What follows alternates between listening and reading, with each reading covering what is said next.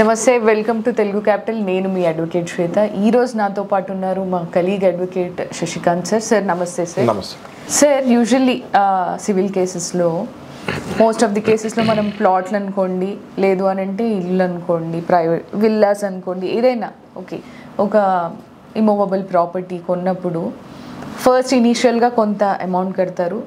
Latest they may take for ఒక 45 రోజుల నుంచి 90 రోజులు టైం తీసుకుంటారు. ఆ తర్వాత మిగతా అది రీపేమెంట్ చేసిన తర్వాత వీళ్ళు రిజిస్టర్ చేయాలి అనే క్లాజ్ రాసుకుంటారు. కరెక్ట్. అయితే పూర్తిగా పేమెంట్ చేసిన సందర్భాల్లో కూడా చాలామంది ఏం చేస్తారు అని అంటే బ్యాక్ ఆఫ్ అయిపోతారు, రిజిస్టర్ చేయరు, లేకపోతే వీళ్ళని నానా ఇబ్బందులకు గురి చేస్తూ ఉంటారు. లేదు ఇంకా రేట్లు పెరిగిపోయినాయి, మీరు ఎక్స్ట్రా అమౌంట్ కట్టాలి అను. ఇట్లాంటి సందర్భాల్లో వీళ్ళకి ఎటువంటి రెమెడీ ఉంటుంది సార్?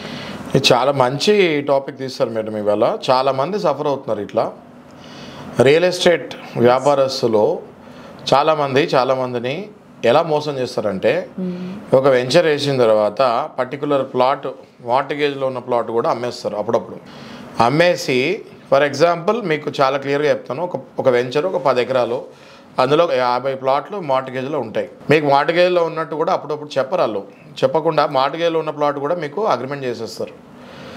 నెంబర్ 1 అట్లా అవుతుంది. నెంబర్ 2 ఎట్లా అవుతుంది అంటే, అది ఇంకా రైతుల పేరు మీదే ఉంటుంది, మీకు చెప్పరాలు. రైతుల పేరు మీద ఉన్న విషయం కూడా మీకు చెప్పకుండా ఆ పర్టికులర్ ప్లాట్ టోకెన్ తీసేసుకొని ఆ టైంకి నేను రైతు పేరు మీద నుంచి రైతుకు డబ్బులు ఇచ్చి మీకు రిజిస్ట్రేషన్ చేపిస్తాను అన్నట్టు ఫీల్ అయ్యి మీ దగ్గర నుంచి ఒక 5 లక్షలు, ఒక 30 లక్షల ప్లాట్ అనుకోండి, మీ దగ్గర ఒక 5 లక్షలు తీసుకొని ఒక 45 రోజుల్లో మిగతా డబ్బులు ఇవ్వండి, మేము మీకు రిజిస్ట్రేషన్ చేసేస్తామని చెప్తాం జరుగుతుంది. వీళ్ళు కింద మీద పడి పాపం కష్టపడి సంపాదించిన డబ్బులు బ్యాంకుల్లో నుంచి డ్రా చేసి బంగారాలు కదువు పెట్టి ఆ డబ్బు తీసుకొచ్చి ఈ రియల్ ఎస్టేట్ వ్యాపారికి ఇస్తాం జరుగుతుంది. ఇచ్చిన తెల్లారి ఆ రైతు రావట్లేదు, ఒక 2 రోజులు ఆగండి, ఆయనే వచ్చి సైన్ చేయాలి అంటారు. అసలు సంగతి ఏంటంటే, వీళ్ళు ఈ డబ్బులు తినేస్తారు, లేకపోతే వేరే దగ్గర ఎక్కడో పెడతారు, వీళ్ళు రిజిస్ట్రేషన్కి రారు. పూర్తిగా మీరు ఆలోపు మీ డబ్బులు మీరు సమర్పించుకొని ఉంటారు, వీళ్ళు రిజిస్ట్రేషన్కి రారు. అలాంటప్పుడు మీరు ఏం చేయాలి అంటే, there is something called specific performance act అని ఒకటి ఉంది. ఈ యాక్ట్ ఏం చెప్తుంది అంటే, మీరు గనక అగ్రిమెంట్కి ఎంటర్ అయ్యి 30 రోజుల్లోపు మీరు డబ్బులు మీ దగ్గర రెడీగా ఉన్నా, డబ్బులు మీరు ఆయన ఆపోజిట్ పార్టీకి మీరు ఇచ్చేసినా, ఖచ్చితంగా అవతల వ్యక్తి వచ్చి మీకు రిజిస్ట్రేషన్ చేయాల్సిందే. చేయని పట్లన అవతల వాడికి పనిష్మెంట్ పడుతుంది, జరిమానా పడుతుంది, మీకు ఇచ్చిన డబ్బులకి వడ్డీతో సహా వెనక్కి ఇవ్వాలి. లేదా ఒకవేళ ఆ టైటిల్ ఆయన పేరు మీదనే ఉంటే కోర్టే రిజిస్ట్రేషన్ చేయమని ఆర్డర్ ఇచ్చేస్తాం జరుగుతుంది. ఇది చాలామందికి తెలియక, సామాన్యులకి తెలియక వీళ్ళ డబ్బులు ఆ రియల్ ఎస్టేట్ వ్యాపారాల చేతిలో ఇరుక్కుపోయి సంవత్సరాల తరబడి వాళ్ళ చుట్టూ తిరుగుతూ లాస్ట్లో వాళ్ళు ₹1,00,000 ఇస్తే 20,000కో 30,000కో సెటిల్ అయ్యే పరిస్థితికి వస్తున్నారు. కాబట్టి నేను దయచేసి చెప్పేది ఏంటి అంటే, ఇలాంటివి ఉంటాయని కూడా చాలామందికి తెలియదు. కాబట్టి మేము ఏదైతే చేస్తున్నామో, ఈ అవేర్నెస్ గురించి చేస్తున్నామో, ఇలాంటి ఎపిసోడ్స్ని మీరు షేర్ చేయండి, సామాన్య ప్రజలకు కూడా తెలియాలి. మీ డబ్బులు, మీ రూపాయి కూడా ఎవరి దగ్గర ఇరుక్కున్నా ఇలాంటి సందర్భాల్లో స్పెసిఫిక్ పర్ఫార్మెన్స్ యాక్ట్ అన్నది యూజ్ చేసి కోర్టు ద్వారా మీ ప్లాట్ మీ పేరు మీద రిజిస్ట్రేషన్ అవుద్ది.